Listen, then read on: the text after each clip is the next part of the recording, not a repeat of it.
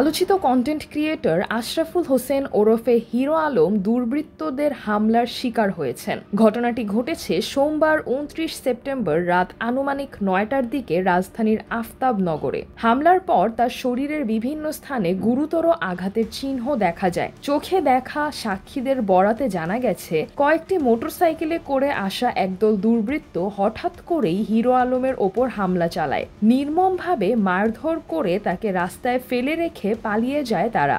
পরে স্থানীয়রা দ্রুত উদ্ধার করে নিকটস্থ হাসপাতালে ভর্তি করেন।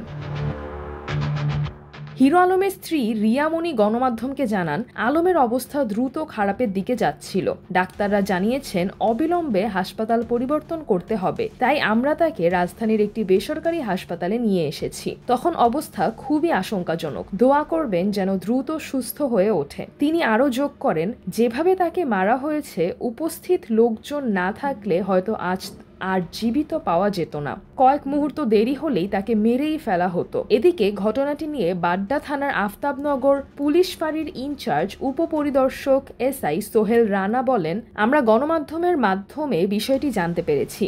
সঠিক ঘটনাস্থল চিহ্নিত করার চেষ্টা চলছে। এখনও নির্দিষ্ট কোনো তথ্য হাতে পাওয়া যায়নি। সিজরাতুল আভা, দৈনিক আওয়ার বাংলাদেশ।